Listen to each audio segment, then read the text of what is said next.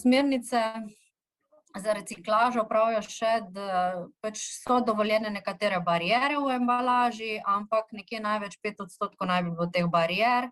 Dovoljene bariere so Alo-X, Sio-X, Evoh, Pevoh ali pa akrilna ali pa akrilni coating. Tudi metalizacija je dovoljena, s tem, da v prvi fazi smernic še ni določeno, koliko pa je lahko tega metaliziranega aluminija.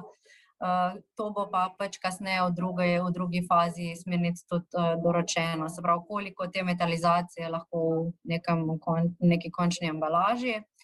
Pomembno je, da porabimo minimalno količino embalaže, ki jo naš izdelek potrebuje, in da tudi za tem izdelkom ostane nek minimalen ostanek te embalaže oziroma odpadka. Gostota materialov, ki se uporablja za fleksibilno embalažo, naj bi bila pod 1 gram na kubični centimeter, se pravi density nižji od 1 gram. Dovoljena lepila so pa poliuretanska, akrilna, potem lepila na osnovi naravne gume, lateksa, naj bi jih bilo pa tudi nekje največ 5% končni teži embalaže. Potem svetujejo, da so svetlejši toni embalaže, nežnejše barve, manjša pokritost barv, da je odsoten PVC, se pravi v barvi in v raznih coatingih, da vsebuje spet embalaža največ nekje do 5% skupne teže barv pa lakov, in pa dovoljen tisk je površinski ali pa reverzni.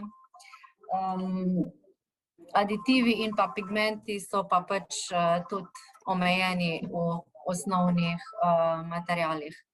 Se pravi, najbolj pomembno pri samolepilnih etiketah je, oziroma na splošno, da vemo, da so vsi materiali, ki jih mi v podjetju Cetisflex uporabljamo na etiketah, kot so samolepilne papirne etikete, ovojnine in pa slivi, so primerni za nadaljnje recikliranje. Seveda pa vprašanje je, kateri od teh materialov pa seveda vsebujejo tudi recikliran del. Najbolj napredni na tem področju so materiali namenjeni samolepilnim etiketam. Tukaj imamo seveda bio-based PE, zgornji material je v celoti narejen iz etanola sladkornega trsa. Potem imamo recikliran PE, ta je seveda lahko 30, 50 ali 100%, kjer moramo paziti odvisno od katerega dobavitelja kupujemo material.